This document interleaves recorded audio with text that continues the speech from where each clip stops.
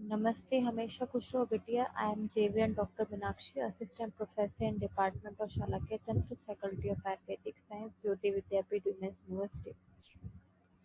In today's session, we will discuss the conjunctivitis.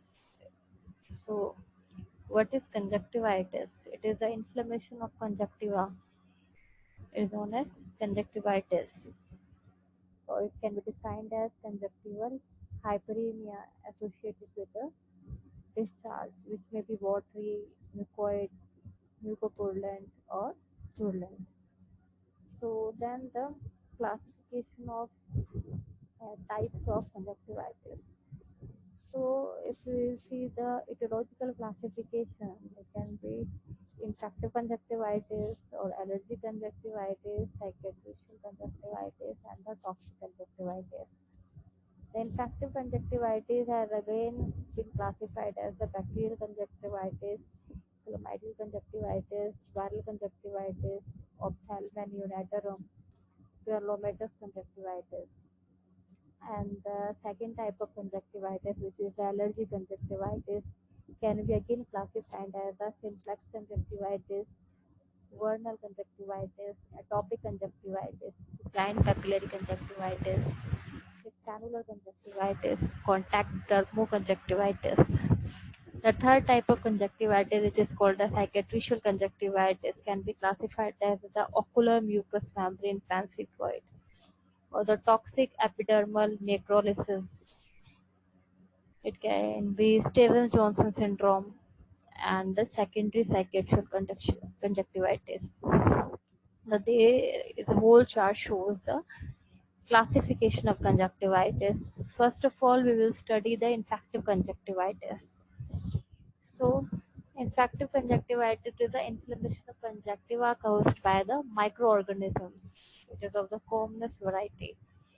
So, the natural protective mechanism of the conjunctiva is in the form of low temperature due to the exposure to air. The conjunctiva has a physical protection by lids. Conjunctiva has a flushing action of tears, and there is the antibacterial activity of lysozymes, and there is the humoral protection by the clear immunoglobulins. So there is a natural protective mechanism. Still, the conjunctiva can be infected by the various microorganisms. So, first type of infective conjunctivitis is the bacterial conjunctivitis.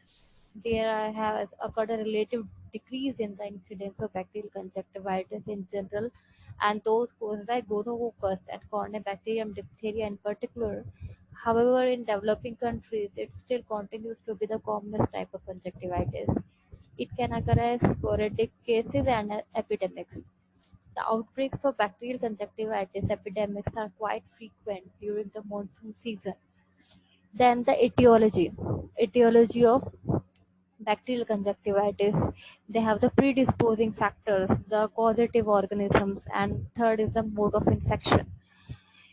So the predisposing factors of bacterial conjunctivitis, the especially the epidemic forms, are the flies, poor hygienic conditions, hot dry climate, poor sanitation, and the dirty habits.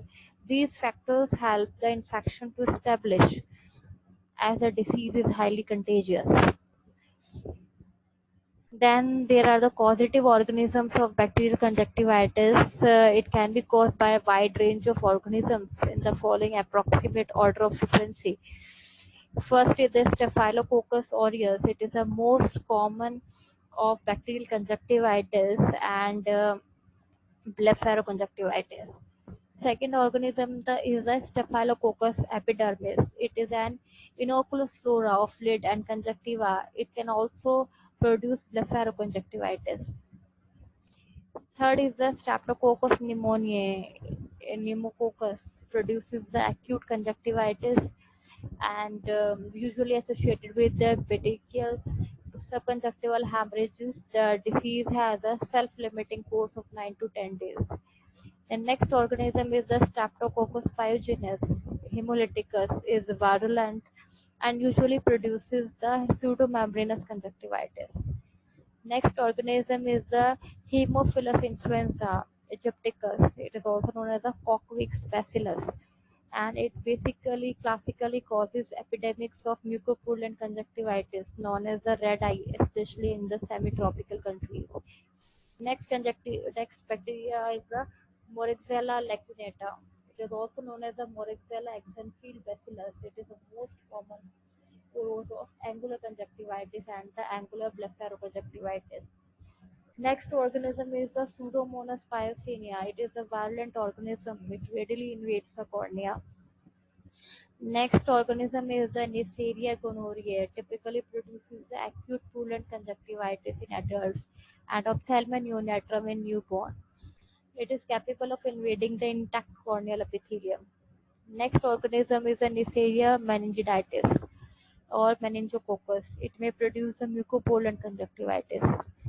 Next bacteria is the Corynebacterium diphtheria. It causes the acute membranous conjunctivitis. Such infections are rare nowadays. Then next is the mode of infection. Conjunctiva may get infected from three sources: the exogenous infections, the local surrounding structure, local spread, and endogenous by the following modes. First is the exogenous infections, which may spread directly through the close contact as airborne infection or as waterborne infections. In exogenous infection may also spread through vector transmission, for example, flies, or through the material transfer, such as the infected fingers of doctors, nurses, common towels, handkerchiefs, and infected tonometers.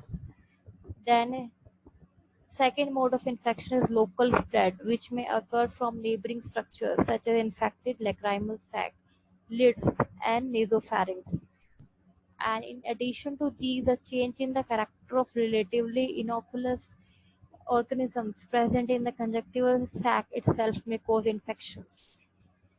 Third mode of infection is endogenous infections. They may occur very rarely through blood, for example, gonococcal or meningococcal infections. Then comes the pathology of the bacterial conjunctivitis. The pathological changes of bacterial conjunctivitis consist of the first, the vascular response.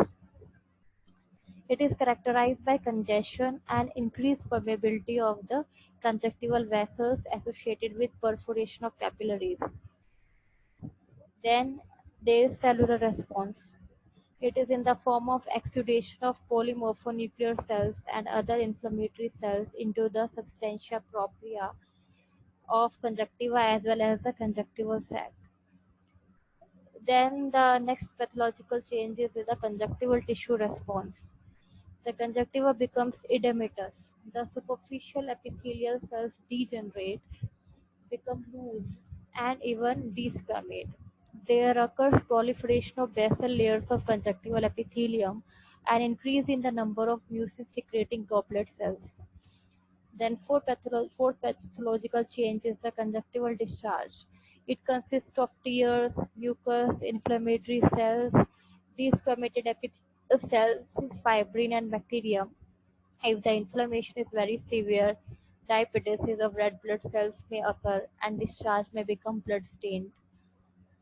Severity of the pathological changes varies depending upon the severity of inflammation and the causative organisms. The changes are thus more marked in the purulent conjunctivitis and mucopurulent conjunctivitis. Then comes the clinical types of bacterial conjunctivitis. Depending upon the positive bacteria and the severity of the infection, bacterial conjunctivitis may present in the following clinical forms: the acute bacterial conjunctivitis, hyperacute bacterial conjunctivitis, chronic bacterial conjunctivitis, and the angular bacterial conjunctivitis. These clinical types of bacterial conjunctivitis we will discuss in the next session. Thank you so much. This session is powered by Digital Version 2.0, Jyoti Vidyapith Women's University. I hope you are satisfied with my digital session. If you have any query, please mention in the comment box. I will resolve it soon. Thank you so much, students. In where the retina ends. Here the retina is firmly attached both to the vitreous and the choroid. The pars plana extends fairly from the oris areta. Then the microscopic structure. Retina consists of three types of cells and the synapse is arranged in the following 10 layers. First layer is the pigment epithelium or the retinal pigment epithelium. It is the outermost layer of retina. It consists of the single layer of cells containing pigment, and it is firmly adherent to the underlying basal lamina, which is called the Bruch's membrane of the choroid. And there's a term called subretinal space. It is a potential space between the retinal pigment epithelium and the neurosensory retina.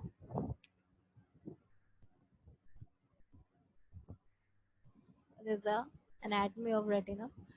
Then layers of second layer is the layer of rods and cones. Rods and cones transform light energy into the nerve impulses. Rods contain photosensitive substance rhodopsin, whereas the cones contain photosensitive substance iodopsin. The cone cells are helpful in photooptic vision and rod cells in scotopic vision. The cones are about 120 6.5 million and rods are about 120 millions. The rods, they're the cylindrical photoreceptors found in the greatest concentration on the edges of the retina. Most common type of receptor allow us to see in low light and provide for peripheral vision. The cones, they are the conical photoreceptors found in greatest concentration near the center of the retina.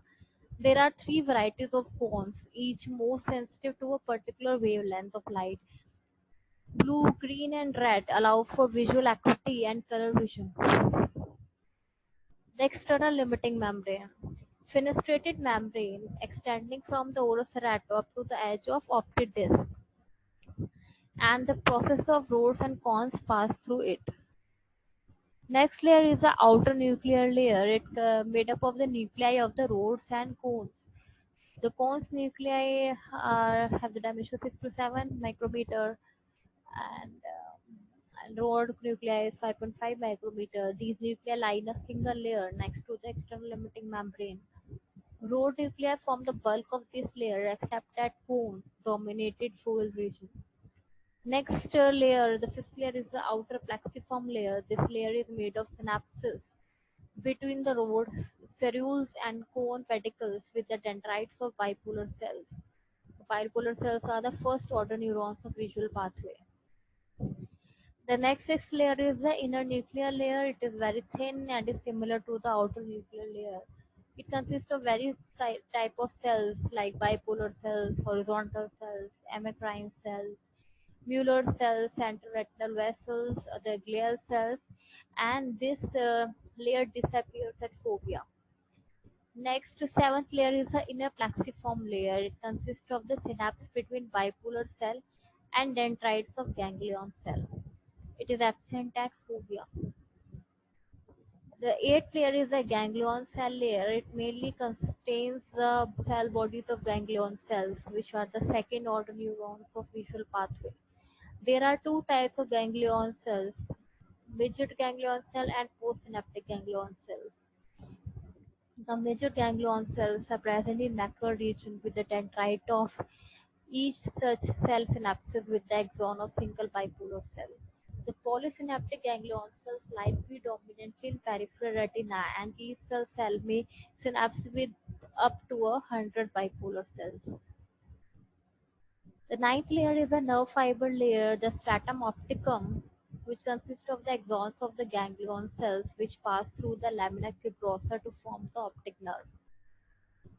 The next layer is the tenth layer, the internal limiting membrane. It is the innermost layer and it separates the retina from vitreous. It is formed by the union of terminal extensions of the Mueller's fibers and is essentially a basement membrane. The next slide is of the blood supply of the retina. The outer four layers of retina is supplied by the choriocapillaries, and the inner six layers they gets its supply from the central retinal artery, which is a branch of the ophthalmic artery. The outer plexiform layer gets partly by the both the above arteries. The fovea is avascular and is mainly supplied by choriocapillaries. The inner portion of retina is perfused by branches of the central retinal artery. In 30% of eyes, a cilioretinal artery branching from the ciliary circulation supplies part of inner retina, mainly the macular region. The retinal blood vessels, mainly the inner blood retinal barrier. This physiological barrier is due to the single layer of non-fenestrated endothelial cells, whose tight junctions are impervious to tracer substances such as fluorescein. So here completes our anatomy of retina. Thank you so much. This session is powered by Digital Version 2.0, Jyoti Vidyapeeth Women's University. I hope you are satisfied with my digital session. If you have any query, please mention in the comment box. I will resolve it soon.